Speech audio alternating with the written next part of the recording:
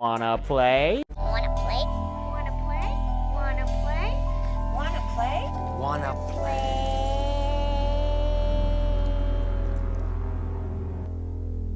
Hey everybody, welcome back to Wanna Play. My name is James McKenna, and if you didn't know, me and Mike over on This Is My Design last weekend did a collab video counting down our top 10 favorite kills in horror movie history. So if you want to see our official top 10 favorite horror kills of all time, I would like to direct you over to that video, because this video is a follow-up to that video. Because we had such a tough time deciding our top 10 favorite kills, we just decided let's do the first one on Mike's channel, and then the second one we'll follow up. We'll do a part 2 over on mine the next weekend, and that's the video that you're watching now. So without any further ado, let's get into our top 10 more favorite kills in horror history. Let's get straight into it.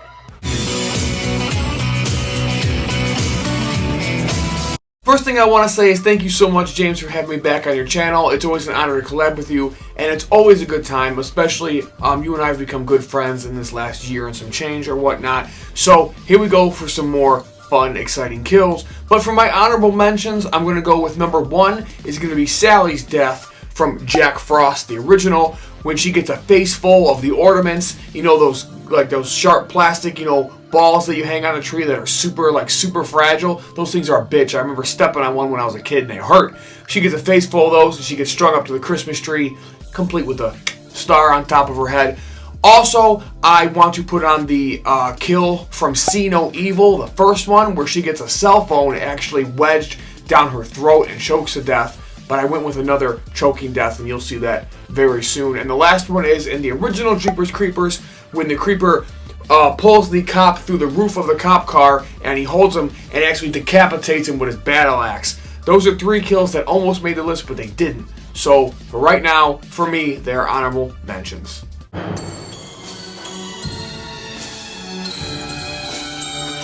So coming in at number 10 is going to be from Hereditary, and that's of course Charlie. This is a massive spoiler for Hereditary, so if you haven't seen this movie, absolutely skip over this bit, because this is one of the most shocking moments that I've ever seen in a horror movie.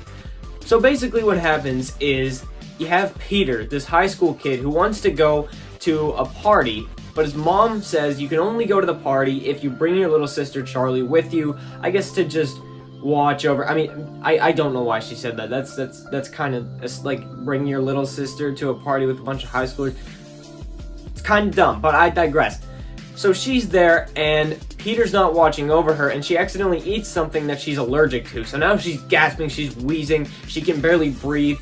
Peter's speeding her home, speeding her to a hospital somewhere, and she's just gagging, she's out of it. She rolls down the window, starts coughing out the window, is going crazy. Peter's stoned right now, so he barely even knows what's going on. Then all of a sudden you hear wham! And you don't see anything at first, and then it sinks in, and you're like, wait a minute. Hold on just a second. And then it smash cuts. Right when you realize, it smash cuts to Charlie's decapitated head on the side of the road, filled with just bugs and gross. It's just so shocking and so crazy that this list absolutely wouldn't be complete if Charlie's death from Hereditary wasn't on here. My number 10 is going to be a strange pick for you guys, because the shocking thing is it's not bloody, it's not gory, it's not graphic. There's actually, you don't even see the kill, and it's actually no blood. Why did I pick it, you ask? My number 10 is Bo Abbott from our favorite family in A Quiet Place. He is the little boy that gets snatched up and taken away by the monsters in like the first 6 minutes of the movie. The reason why I put this on the list is because I thought it was thinking a little bit outside the box, and I didn't pick it obviously for its graphic nature. I picked it because of the impact that it has on the story and the characters going forward, right? It's also a forbidden thing to do, is kill children in movies, and it's also so shocking and so sudden and sets a tone and pace for the whole film, and I really love it for that. But I also love it because the kid wasn't just killed for shock value. That kid being taken and killed in the movie sets up the entire plot and the story and the arcs for the whole family going forward, all the way to the end of the movie, what ultimately happens is a direct tie back to when Bo was taken by the creature. So I thought it was a unique kill to put on this list. Though not graphic, it's very unique, and I thought it deserved to be on the list at number 10. Number 9, you had to have a saw trap on one of these lists, and I've gone with the most basic one because it was very difficult to decide from all of the amazing kills that we've seen throughout the Saw series. So I've gone with basically the most classic kill.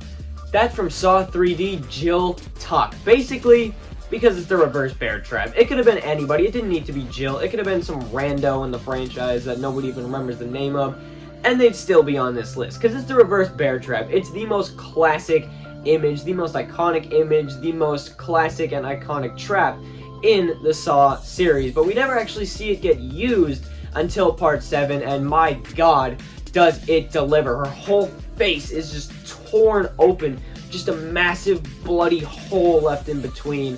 This kill is truly awesome. It is a standout in the Saw series, and it's a standout in horror as a whole, in my opinion. And yeah, as I said, you have to have a Saw trap on here, and for me, Jill Tuck has the best death in the Saw series, and she comes in at number 9. Number 9 for me is going to come from one of my favorite things on this planet, and that's the Krites. Right up there over my shoulder, as you can see. This is going to come from Critters 2. At the end of the movie, the town is so happy they thought they defeated all the Krite, and everyone's happy, and they're all celebrating, and wouldn't you know it, a giant critter ball rolls out, and it breaks down the doors, and everybody starts running for their lives. Now, again, this is not a super graphic kill, but the fact that the critter ball is as iconic and loved as it is with critter fans, I love it. When the ball is rolling and the guy's running, he's running across the field and he hopes he makes it, and the ball rolls over him, and to reveal nothing but a bloody skeleton underneath because the Krites had ate away all of his flesh in the matter of that quick couple seconds. I love the kill, and yeah, maybe this is just a shameless plug for all you guys to go watch Critters. Very possible, but it's also a fun kill, so it's number 9.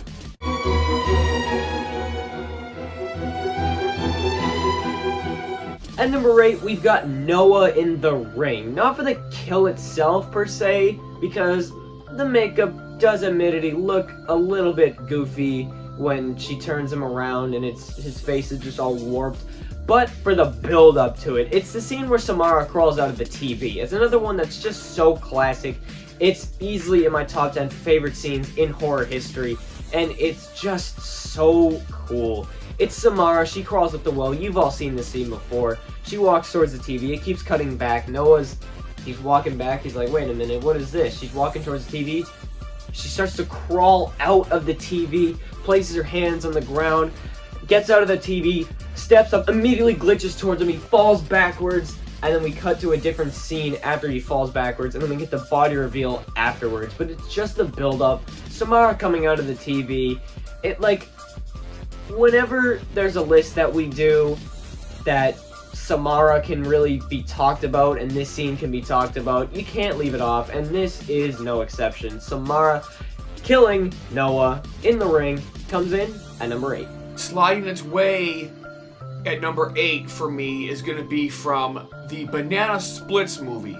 Yeah, that's right. You probably haven't seen this movie, but you really should. It's a fun slasher movie, especially if you're like me and you grew up, staying up late at night or staying home from school, and Hanna-Barbera would come on and they would play the Banana Splits for you. I liked the Banana Splits growing up. Well, never thought I'd see him actually kill people and it'd be a slasher movie, but Stevie's death in this movie, you guys, is absolutely phenomenal, and this is packed with great deaths. Literally, Stevie is drunk and he's going off about something or other, and he spits in the face of one of the Banana Splits, and he literally takes this giant-sized lollipop and he grabs him by the back of the neck and he slams it down his throat, and he crams the lollipop down his throat. All the while, blood is gushing out of his mouth, out of his throat, and he's shaking and he's just choking on this giant lollipop. And the effects and the makeup and they did everything, the special effects was so cool, because as the lollipop lodges into his throat, you see it indented in his throat, and it's just this huge lollipop stuck in this guy's throat as he's choking to death and blood is pouring out of his throat. Really sick kill. The Banana Splits movie. Y'all should check that one out.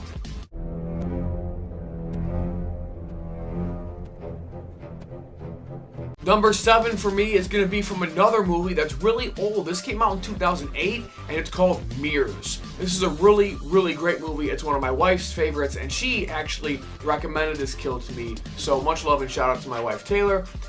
This is going to be Angela's death, where she's in the bathroom and she's looking into the mirror, and you kind of think everything's okay. It's a little bit unsettling, but you're not sure what's going to happen, and it's very similar to the Victor Crowley jaw rip, but she does it to herself though. She looks in the mirror and she puts her hands in her mouth and begins to tear her jaw off of her face and just pries her jaw open in the mirror. All the while in the real world, if you see the movie you know what I'm talking about, she's in the bathtub and her jaw right at her cheeks begins to split and just hang open. Her tongue's flopping around, there's blood everywhere, and her mouth is just getting ripped open by her own hands, and it's such a gruesome kill. It's one of the most gruesome things you're ever gonna see. If you want to see just the scene, go ahead and type it in on YouTube, but seriously, go watch the movie because it's a phenomenal movie. It's an older one, but it's really, really good. So Mirrors, it's gonna be Angela's jaw rip.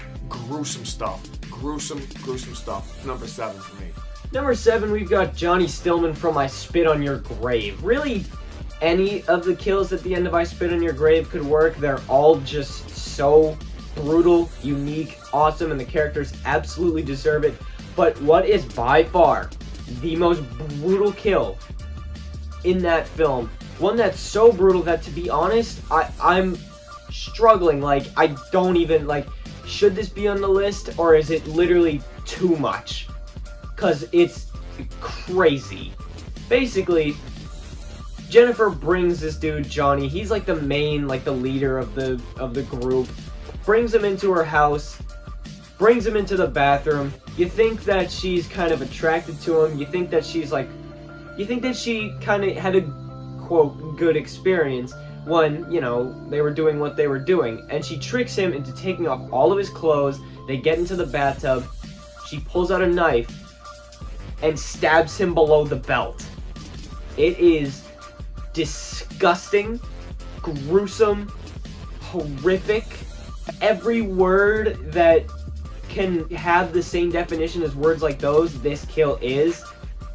But the guy deserved it. The guy deserved a more brutal death than any other character in horror, and by God, he got it. And for me, because of that, he belongs on this list. Number 6 is going to be a more recent movie that I actually just watched a couple weekends ago. It was recommended to me from a friend, and this is going to be Kate's Death in Fear Street Part 1, 1994. Sorry, I had to look off to make sure I had the date right. In 1994. This movie came out recently, but the story takes place in 1994, and it's a trilogy of 3 films. They're actually all really good. I recommend them. But this death was absolutely unbelievable. Unbelievable. And it's unbelievable because it's at the end of the movie and you really think this is going to be one of your final girls. Like, you think she's going to make it. She's fighting with the killer and she gets put on this conveyor belt. It's like at a grocery store, and it was like in the bakery section. And you're like, nah, she's going to make it out, because it even cuts after she's on the conveyor belt and it shows 2 of the other characters. So you're like, oh, they're going to come save her and everything's going to be okay. No, it's not okay. It's not okay for Kate. She gets put into this bread slicer, right? It's like these blades that are just constantly moving, and she gets put into it head first, and it just slices. I mean, from like the top of her head, like to the top of her chest, it literally slices her up into pieces. There's blood going everywhere. It's chunking over, and it's so sick. It's so gruesome, but it's so awesome. Especially because it's so shocking when you really thought she was going to survive. You really, really thought she was going to live. So it's definitely a kill that I think is going to be iconic and it's going to live on. I mean, hell, when I typed in, because I didn't know what the machine was, to be honest with you guys, so I typed in on Google, how does Kate, and it popped up, die in Fear Street. Popped right up, and people said it was a bread slicer, which does make sense. People have written articles about this kill. I think it's going to be iconic for years to come. Check that one out. Number 6, you gotta have a kill from Halloween on this list as well. I know that I had a kill from Halloween on my original list, but this one, I guess, is not really a Halloween movie. It's from Halloween 3 Season of the Witch, and of course, that's Bud. The kid, he gets the mask on, they're in the test room, he's watching the commercial. The mask just starts melting in on his face. The parents don't even notice what's going on for a while. It's just melting in, cutting back and forth from the parents, but then the parents start to be like, oh, hey, wait a minute, what's going on there? He collapses to the ground with the mask just shrunken into his face, and then bugs everywhere, all sorts of insects everywhere, just so much disgusting little creepy crawlies. And then a snake comes out of his freaking face. A snake! And the snake kills the parents. It's the most iconic moment by far from Halloween 3 Season of the Witch. It's one of the most iconic moments in the entire franchise, and it's just one of the best kills of all time, which is why it's on my list. Number 6 is another kill from the Texas Chainsaw Massacre franchise, but much like Halloween 3, it's one that just cannot be left off. That's Kirk from the original Texas Chainsaw Massacre. First ever time you see Leatherface, you got Kirk and Pam all on their lonesome, going down to the Sawyer house, and the only person home is Leatherface, but they don't even know. So they're just joking with each other, playing pranks on each other. Kirk, I guess, goes a little bit too far with one of his pranks, and Pam goes to sit on this little swing nearby. She's sitting on the swing, Kirk goes inside to investigate, walking through, nothing's happening, there's no score, no nothing. All of a sudden, out of absolutely nowhere, boom! Door opens, camera shoots up on Leatherface's face, has the knife, bang! Falls to the ground, you get those crazy, horrific noises, just of him clattering against the ground, yanks him back in, slams the door, and then just the sound effect afterwards. He slams the door, and then you just hear... And that's the end of the scene. It is so classic. Probably my favorite moment from the entire Texas Chainsaw Massacre franchise, other than the kill in Texas Chainsaw Massacre 2 that I already mentioned. Halfway mark for me at number 5 is going to be the original 1978 Dawn of the Dead. Not the remake, although it's a great movie too, but the remake, Dawn of the Dead. This kill is going to go to Steven, aka Flyboy. Now, this kill, I had to make this list because this is the first kill that I remember in my life really affecting me as a kid. The first time I ever saw this, I was at my aunt's house, and they had it on, or they were showing it to me, and I was really, really young. And I remember him going in the elevator, and he's backed up into the elevator. Zombies are coming in. He's trying to shoot him. He's trying to push him off. He's trying to get these zombies off of him. He tries climbing up on top of the elevator, and he's getting bit in the leg. They're pulling him back down. It's such an intense scene. It's like, and then the claustrophobia kind of kicked in for me as a kid, and I'm just like, whoa, what's happening here? Like, because I suffered from a lot of claustrophobic dreams and stuff when I was a kid. And so, and it was just like, it's a kill that has just stuck with me so much. He ends up becoming a zombie and gets put down later on, but he does indeed die. And the elevator opens to reveal zombie Steven, aka Flyboy. He was my favorite character in that movie growing up. And I have not seen that movie since I was a little kid, but I still remember it so vividly in my mind because, again, it's the first kill that ever really affected me, and it's the first kill that I thought about days and weeks later, and it's never left my mind after all these years, so it definitely had to make my list, and it's pretty high, I would say, at number 5.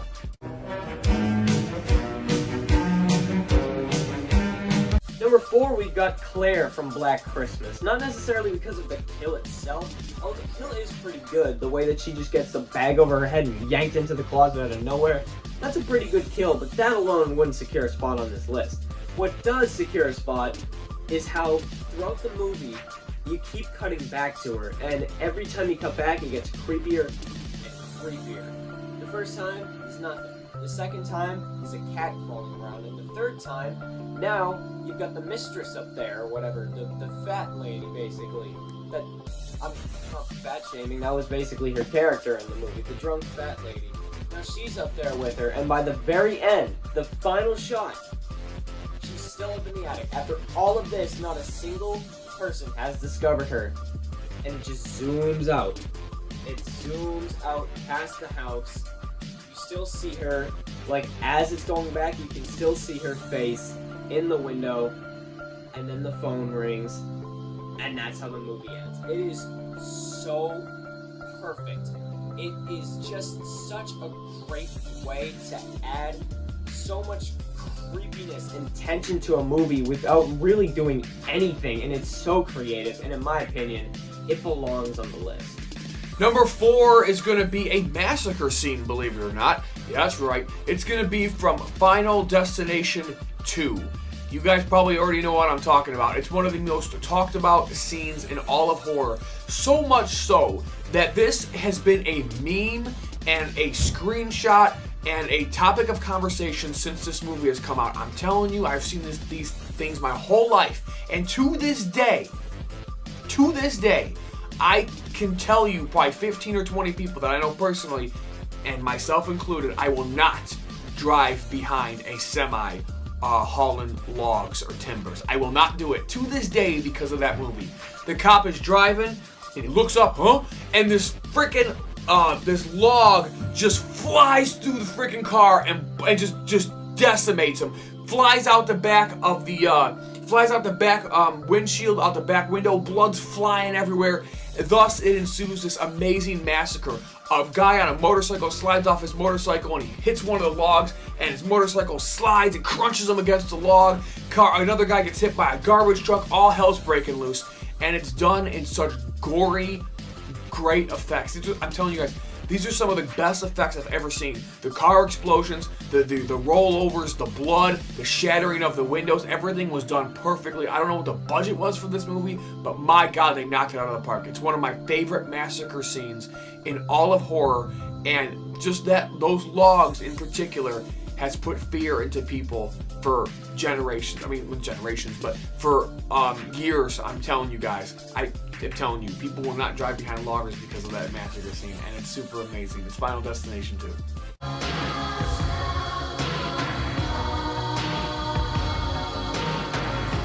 Number 3, and these top 3 are all-timers, so if you didn't see my first list, you're probably going to get mad at me that I didn't put them on the first list just because of how good they are. And at number 3 is, of course, Copper in The Thing. How did I leave this off the first list? I do not understand. It's the kill, of course, where Copper, the guy's dead. He's on the bed. He's dead. And Copper, right? He's got the defibrillator. Revs it up. Stand clear. Pushes it down, but wait a minute. His stomach opens, and it's literally a gigantic mouth. Like, his stomach literally rips open, chomps down on his hands, and just tears them off. And then from there, you get the iconic scene of the head crawling up the ceiling, the spider leg head crawling across the ground, MacReady with the flamethrower, everything just going haywire. It's such a classic moment just because of how out of nowhere it is. Just out of absolutely nowhere. Boom, stomach rips open, grabs the guy's hands, and then everything just goes haywire. I love this scene, and it absolutely belongs on the list at number 3. The fuck number are we on? 3. Coming in at number 3, and now I knew I was going to have to pick a Saw trap to go on this list because it's Saw and it's one of my favorite things ever. It's one of my favorite franchises of all time. But it was really hard for me to narrow down which Saw trap to pick. I almost went with the reverse bear trap because it's so iconic and it's like the first trap you see, and then it finally resolves, in the 7th film and all this crazy stuff. But I ended up going with a trap that was not escapable whatsoever. It was more of an execution, if you will. And that is Agent Strom. When the walls close in on him and Hoffman is safe in the glass coffin beneath the glass box. Thank God, because Hoffman's amazing. And he's still alive. I don't care what anybody says. He's still out there. Until they say otherwise, God dang it, he's still out there. So this is Agent Strom's death. And I put it on here because there's not many more terrifying ways to die than the walls closing in on you. Because there's nothing you can do. know it's going to be painful, and you know there's no escape. Strom tried. He's hanging on to the grates above. He's like swinging around like a monkey trying to kick the grates out. He tried everything. He's a survivalist. He even got out of an execution with the water box, and he was a character we all really liked, right? He was one of the most likable agents, or cops in the whole franchise, and he went out in such a gory, bloody display, and it was so cool. It was just gross to watch his bones popping out of his arms, and just whether it's Star Wars or it's Escape Room or it's Saw, Closing Walls is terrifying, and it's bloody beautiful, so it had to make my list.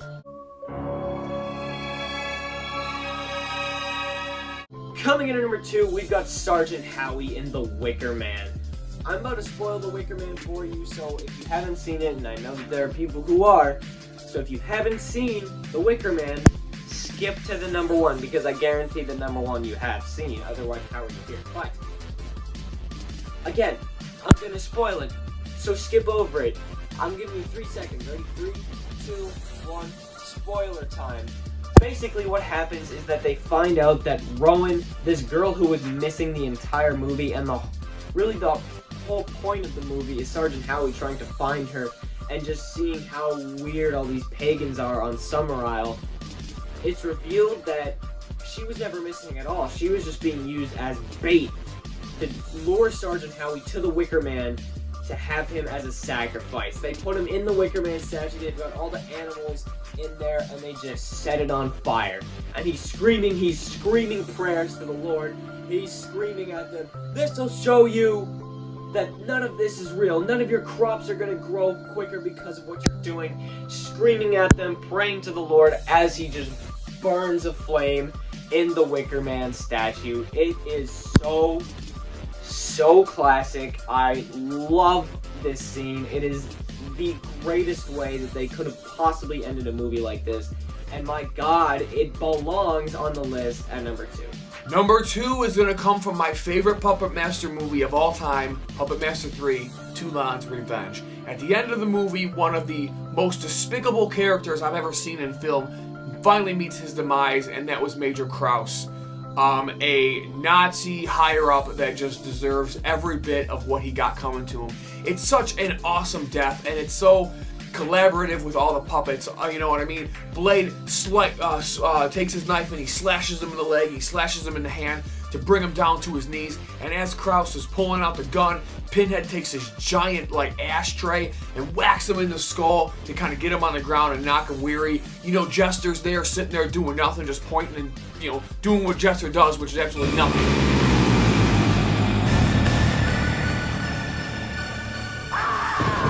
Mike, you stupid son of a bitch.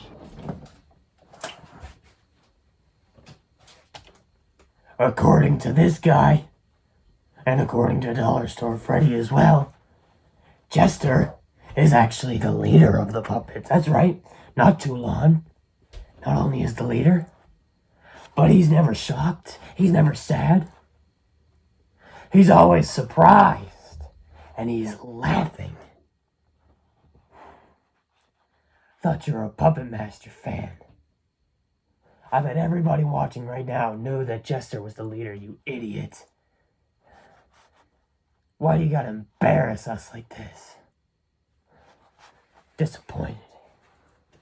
But all the other puppets chimed in. It was so cool. Even Toulon himself. He throws the hooks attached to ropes over the chandelier as Pinhead takes the hooks, and they stick the hooks into Krause, one in his leg and his arm, and the last one right in the back of his neck. And Toulon strings him up like a puppet.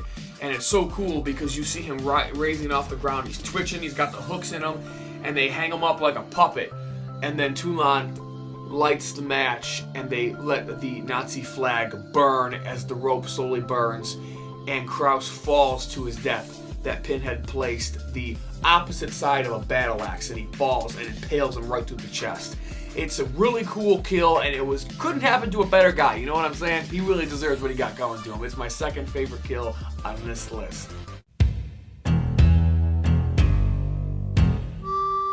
But coming in at number 1, it's Casey in Scream, of course.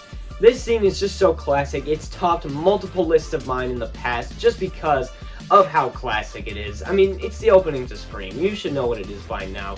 Even if you've just watched my YouTube videos, you should probably know about this scene. It's Casey's death. Of course, she gets on the phone. She's talking to Ghostface. What's your favorite scary movie? They start having a conversation. You all know how this goes. She wrongly answers that Jason's the killer in the original Friday the 13th. Her boyfriend gets gutted. She eventually gets caught up to after fighting a little bit, gets stabbed right in the chest, and of course, her parents, they come home, they walk outside, and they see her corpse strung up from the tree, crazy pushing, flash to white. This scene is just so good. It is the greatest opening in horror history. It topped that list of mine just because it is just the greatest opening, and it blows my mind that I didn't even think of this kill when doing the original list, because it absolutely would have been on it. But hey, if it was, it wouldn't have ended up at number 1, and it does here. So, at number 1, we've got the opening scene in Scream, because it has to be. Coming in at number 1 is a kill you're probably wondering why you haven't seen it yet, why we haven't talked about it yet, and why am I wearing a Friday the 13th hoodie and haven't even mentioned Jason. Of course I'm going to mention Jason. He's my favorite slasher of all time. And what better kill has Jason delivered to us and his victims rather than the bed crunch in Freddy vs. Jason? You know what I'm talking about. It's the liquid nitrogen in Jason X. And this is dealt to the much discomfort, I would assume, of, I think it's Andrea or Andrade. I'm not sure how she pronounces her name in that movie. It's been a little while since I watched it. But he literally takes her head and he shoves it in the liquid nitrogen. Her face freezes and he slams it on the counter. And it's done in such a cool effect of the iced over, the blood effect, the body. The effects they did for this were great. The kill was great. It's iconic. It's the most talked about thing about that movie. I love it so much. It had to make my list. And Jason, once again, for me, tops off my list with the number 1 kill. So thank you for watching our list on the top 10 greatest kills in horror history, part 2. As I said, you can go check out part 1 over on Mike's channel at This Is My Design, and you can follow him on Instagram at This Is My Design HC, and you can follow his Facebook page. Just go into Facebook and type in This Is Our Design HC, and all you gotta do is you gotta click join, and either him or his wife will accept you as soon as they possibly can. Just don't be an asshole about it. You can also follow me on Instagram at James from Wanna Play, and follow us on TikTok at This Is Our Design, and you can subscribe to our channels if you were to be so kind. So thank you for watching this video. Goodbye and good night. Bang!